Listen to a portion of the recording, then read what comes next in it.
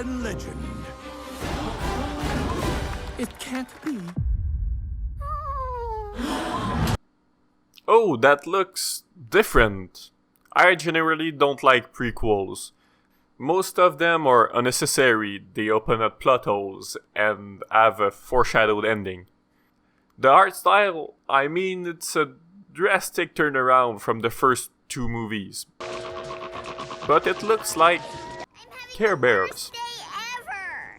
Obviously, we cannot pull anything from the trailer, but my first impression Nobody else has concern. is a giant step away from what made the original movie so much fun. The violence. It's also sad to see the departure from Spielberg as director. It did such an amazing job with the first. Wait a minute. Joe Dante as director? I know this guy. No, but seriously, most people will live their whole life thinking that Gremlins is a Spielberg movie. And with reason. I mean, look at this. I know his name sells, but damn. Presented by? Oh, that's clever. What you see isn't what you get. I get it now. It's sad, really. The cinema of Dante is fantastic and would deserve more recognition. Notably Piranha, an homage to Jaws. Using enough satirical commentary, it impressed Steven. How nuts is that? Being recognized by the guy who made the movie you ripped off. And thumbs up for the guys editing the trailer for this little treat.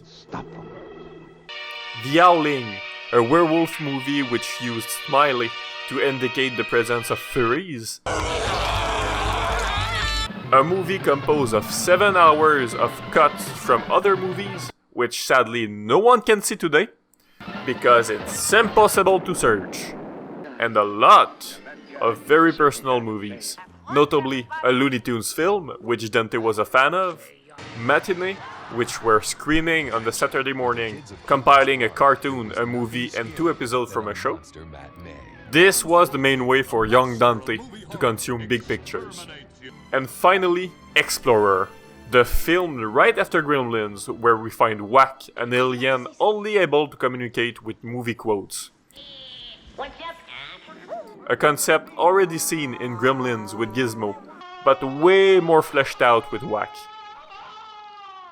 This brings us to our subject. Why is it so good? First off, the movie's well made.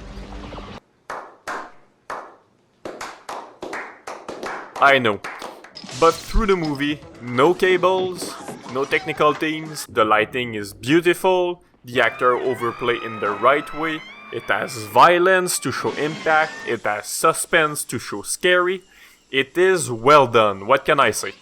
It's crazy to see special effects hold so well. There's something incredible that puppets and animatronic does that CGI doesn't. I think it's the interaction between the actors that's lacking presence. But if it was all it took, Waterworld would be an acclaimed masterpiece. No, what ups the movie's standards so much is the Easter Bunny. In fact, Gremlins is symptomatic, just like his director, of the Whack syndrome.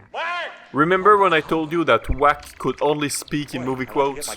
Well, there's a theory which claims that Joe Dante suffers from the same condition. Every movie of his is a treasure trove of citations. In Gremlins we have A Wonderful Life, Clockwork Orange, The Howling, and much, much more. Even though the cinema from today uses a lot of references, they use them to bring closer the line between our world and the one we see. Joe uses it more as a way to dissociate the world from reality, showing us a literal diorama in which we can play, work, and immerse ourselves. The movie is a beautiful love song to the medium, and it's no wonder why it became a Christmas classic, even though it came out in June. And that's good. Now, the biggest critic of Gremlins are its violence, which is fun. In fact, it and Indiana Jones and the Temple of Doom contributed to the creation of the PG-13 rating. And the other critics are that... What? First of all, that list is insanely out of touch. Second, the reason why the movie is violent is because the original script was insane. Head rolling, dead dogs, blood. Nuts, I tell you.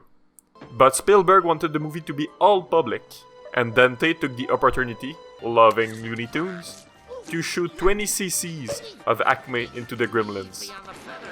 Now, it's normal to see the movie and finding symbolism in its narration. But I don't subscribe to the way people compare the little monsters to Afro-Americans. Because most of the links can be explained by something else. They fight in bars because they drink, and so does everyone. They wear berets because they are destroying an Irish pub. And sir, this is not breakdance. People are even claiming that the movie encourages slavery, because at the end, the creature, too dangerous, returns in a cage. Well, personally, I believe that Mogwais are simply children, that if they are not under some rules, they become little monsters. We can even draw parallels between Joe Dante's childhood and Gizmo. So, Gremlins is fun for kids, it's fun for adults, and cinephiles. Watch more Dante. It's good. I'm coming with you. It's so sad to see the departure from Dante as director. It did such an awesome job with the first one.